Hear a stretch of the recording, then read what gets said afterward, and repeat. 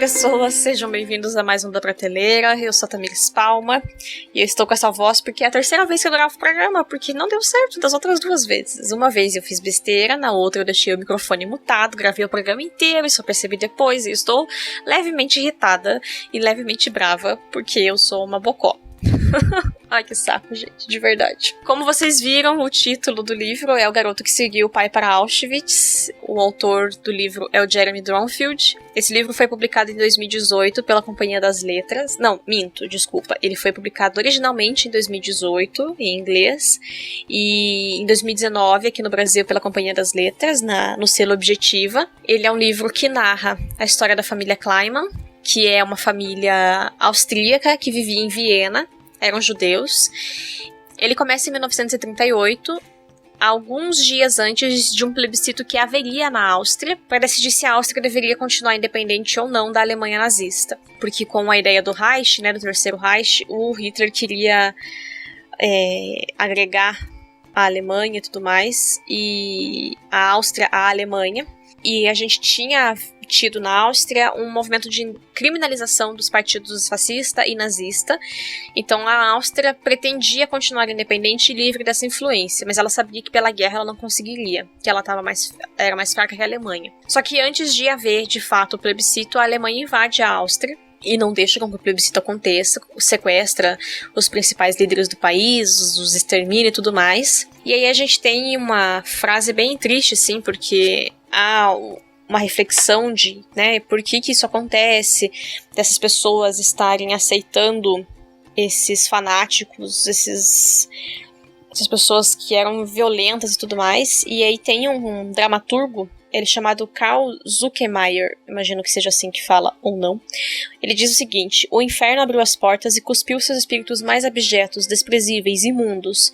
Foi desencadeada aqui a revolta da inveja, da malevolência, da amargura, da vingança cega e torpe. E aí, na sequência, quando o historiador, que narra o livro, que escreve o livro, tá explicando sobre o que a comunidade internacional não fez nada, ele diz assim: o mundo deixou a Áustria entregue aos cães, e a Áustria os recebeu de braços abertos. Então a gente tem um país que acaba aceitando essa violência, e essa questão da violência e do discurso eu já explico um pouquinho mais pra frente a minha opinião, mas esse livro vai contar então a história da família Kleiman, e a partir da perspectiva do livro a gente vai entender um pouco o que acontece com a mãe, com as duas filhas e com o Kurt, que é o menininho mais novo.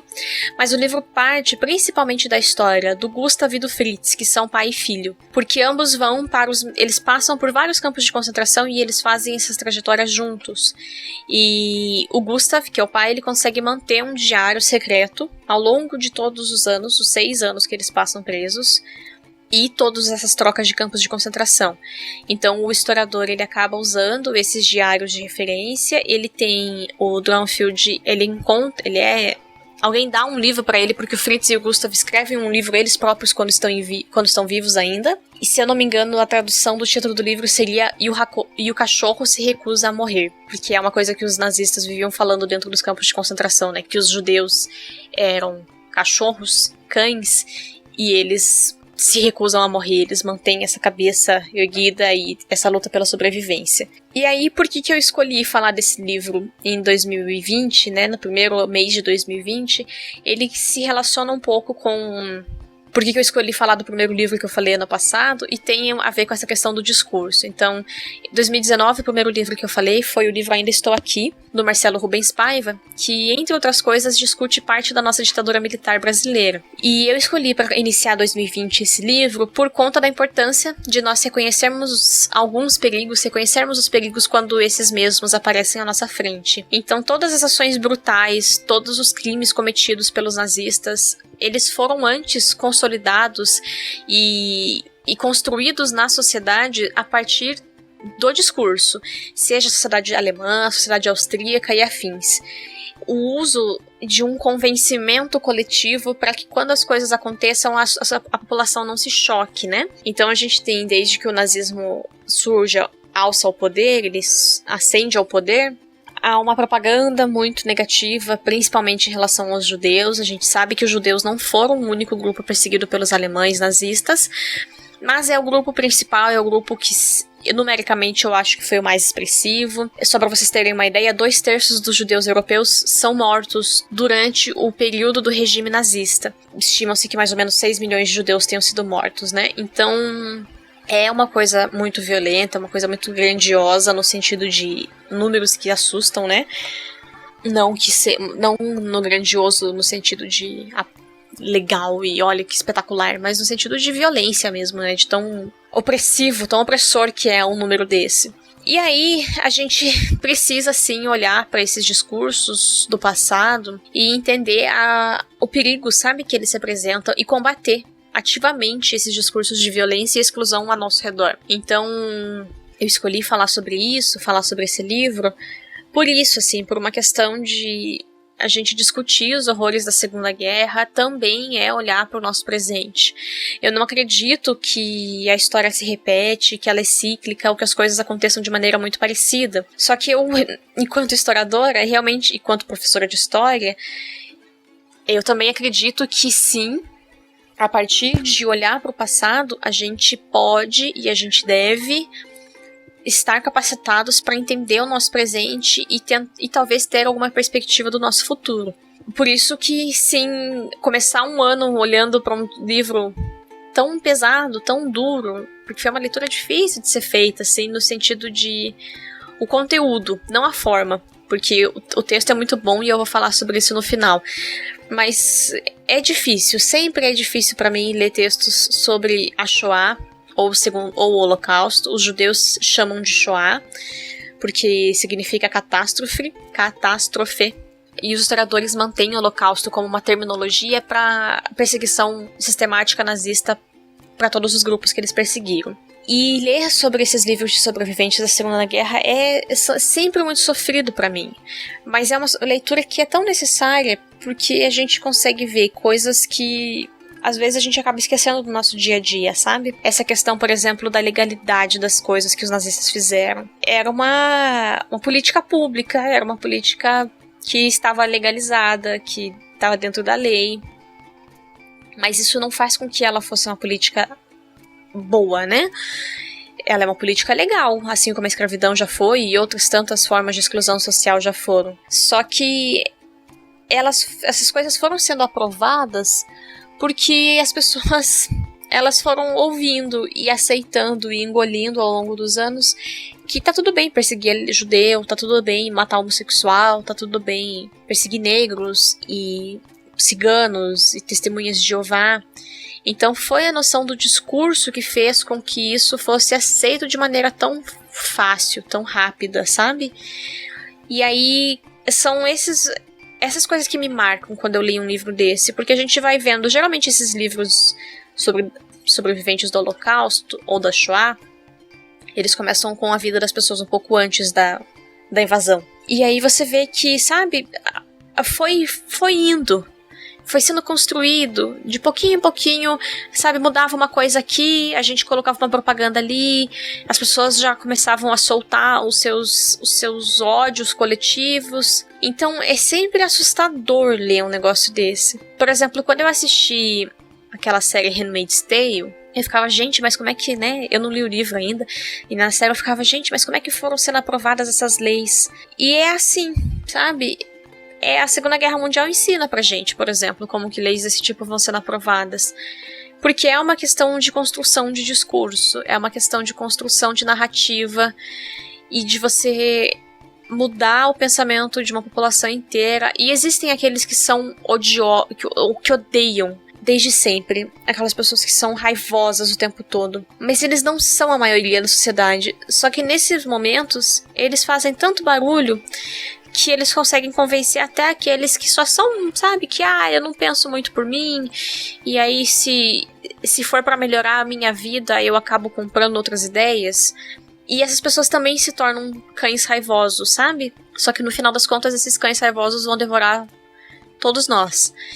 E aí sim, é por isso que eu resolvi falar desse livro agora no começo de 2020, pra gente prestar atenção nos discursos que nós ouvimos, que nós consumimos e nos que nós propagamos. Porque mesmo quando a gente dá RT ou compartilha uma notícia para falar quão absurdo aquilo é, e eu não tô falando que nós temos que ficar ignorantes, mas de colocar a mão na consciência de se talvez a gente não tá dando mais voz do que essas pessoas já têm nos discursos que a gente propaga, sabe? Eu acho que é a hora da gente assumir uma postura combativa, mas de combater o mal com o bem, e de mudar o que a gente fala, de mudar o que a gente propaga, porque essas vozes já têm eco demais, elas estão sendo propagadas já com muita força, e continuar propagando elas, a gente só faz com que mais pessoas pensem, talvez esse seja o caminho, porque, olha só, né, estão prometendo tantas coisas boas a partir disso, ou ainda pessoas que eu não gosto estão falando que isso é ruim, então talvez seja bom. Eu acho que é uma questão de a gente entender o poder que o discurso tem, entender o peso que um discurso tem, e ser mais consciente com o que a gente divulga e com o que a gente consome, sabe? E esse livro me fez pensar muito sobre isso, assim, porque eu fico triste, sabe? Dói ler esse tipo de coisa, porque sim, é brutal. E teve um capítulo do livro que eu pulei inteiro, porque eu percebi que seria um capítulo bem violento. E aí eu pulei, porque eu não queria saber o que ia acontecer nele, assim.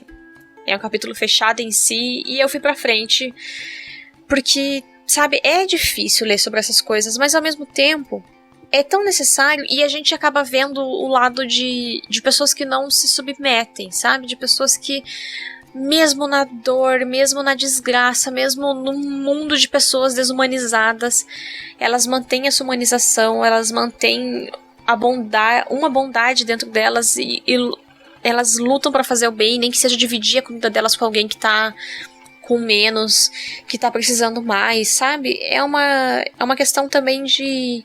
Enquanto cristã, enquanto cristã protestante, eu acho que estamos todos condenados no sentido de que a gente nasce propenso pro mal. Mas Deus nos usa, né? E aí a gente lê um livro desse e você vê que pessoas sendo usadas por Deus pra fazer, sabe? Pra abençoar a vida de outras pessoas, mesmo que sem consciência de que é Deus que tá fazendo isso através da vida delas. Então, dá uma esperança também, assim, de saber que a gente não tem que abaixar a cabeça, sabe? A gente tem que lutar e resistir ao mal que aparece ao nosso mundo, às vezes dentro de nós mesmas, mas às vezes de maneira externa. E resistir a esse mal é pagar o mal com o bem. Porque a violência só incita mais violência, o mal só gera mais mal. Então esse tipo de livro também me dá um estímulo nesse sentido, sabe? De pensar isso, de ver como aqueles que sobreviveram, aqueles que resistiram. Claro que houve luta armada e a guerra foi ganha nos campos de batalha e tudo mais, mas na vida das pessoas que sobreviveram a esses horrores, o mal foi derrotado com o bem daqueles que escolheram fazer o certo, sabe? E são essas coisas que me marcam no livro. E aí, por que eu acho que vocês têm que ler esse livro?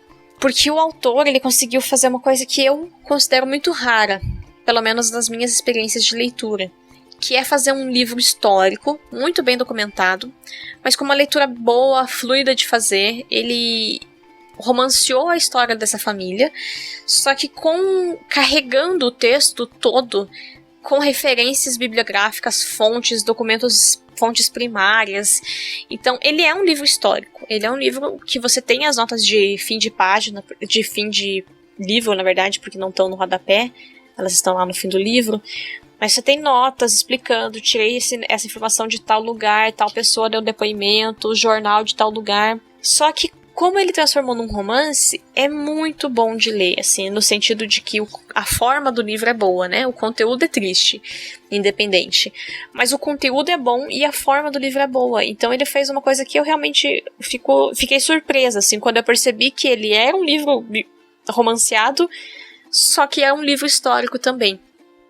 Então, muita gente tem dificuldade de ler livros históricos por conta de que historiadores às vezes não sabem escrever muito bem. Eu assumo essa culpa dos historiadores, né, escrever para o público em geral. Mas o Dronfield fez isso de maneira muito boa, e ele é um biógrafo, ele é historiador, ele é romancista, e dá para sentir, assim, essa veia dele, que ele sabe escrever. Então, para vocês que gostam do tema e que acham, por exemplo, o livro do Diário da Anne Frank, né? Ele é um livro muito bom, é um clássico, não à toa, mas é um livro que traz pouco do contexto histórico.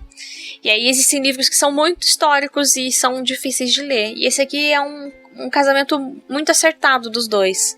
Tanto que tem uma cena na qual o Fritz e o Gustav já estão em Auschwitz. E aí, se eu não me engano, eu não marquei a cena, não achei agora procurando no livro, mas se eu não me engano, eles estão comentando sobre os bombardeios soviéticos que estão se aproximando de Auschwitz. E aí o autor coloca, porque isso também foi narrado no livro É Isto um Homem, do Primo Levi. Ou Primo Levi. E esse livro é fantástico, fantástico, fantástico. É Isto um Homem é um dos livros mais... Eu acho que é o livro mais triste que eu já li na minha vida. Eu pretendo ler ele um dia e gravar pra vocês. Mas ele é violento demais, assim. Ele desnuda nossa alma lendo aquele livro. Só que é legal, porque o autor faz essa ponte, ele consegue conectar o fato de que o Primo Levi também estava em Auschwitz naquele período, e aí a gente vai ter uma perspectiva totalmente diferente lendo o livro dele, sabe? Então, foi um livro muito bem escrito, é um livro muito bem construído, muitas referências, e fácil de ler, no sentido de que a forma dele é fácil, né? Como eu já disse, o conteúdo nunca tem como ser fácil no livro de Segunda Guerra Mundial, mas a forma tá muito bem construída. Então fica a minha forte recomendação, gente, para ler esse livro. Ou outro, pode ser outro sobre a Segunda Guerra Mundial, mas fica o desafio a vocês todos, ouvintes, leiam algum livro, algum relato de sobrevivente da Segunda Guerra Mundial ao longo desse 2020 e reflitam junto comigo sobre isso, sobre como a gente resiste à maldade do mundo, se é pagando com mais mal, se é tentando fazer o bem àqueles que a gente pode fazer, e que sim, a gente tem que estar atento ao nosso contexto social, ao nosso contexto brasileiro, ao nosso contexto mundial, e resistindo sempre, gente. Eu espero que 2020 seja um ano bom para todos nós, que nós possamos cuidar uns dos outros, cuidarmos de nós mesmos, cuidarmos dos outros ao nosso redor, que a gente escolha fazer o certo, mesmo que o errado seja mais fácil de ser feito. Que a gente tenha a fé e a submissão a Deus o suficiente para isso. E que tenhamos boas leituras aqui no Da Prateleira, vocês aí em casa. E voltem, comentem no programa. Sinto saudade, a gente de vez em quando tem um comentário ou outro. Mas venham conversar comigo, eu gosto de conversar com vocês. Deem uma chance para esse livro. Ainda tá um pouquinho caro, porque é lançamento e tudo mais. Mas tem link no post. E é isso, pessoal. Como eu já gravei pela terceira vez que eu tô gravando, e deixa eu ver, ainda está gravando, o microfone não está mutado. Aí eu já não sei o que eu falei na primeira, na segunda, na terceira vez. Fica uma confusão na minha cabeça. Mas espero ter deixado uma boa mensagem pra vocês, apesar de estar meio desanimadinha, meio triste, porque o livro é triste, porque não sabemos o que nos espera no ano de 2020, mas que apesar da tristeza seja uma mensagem de esperança. Um beijo pra todo mundo e até mês que vem, pessoal. Tchau, tchau.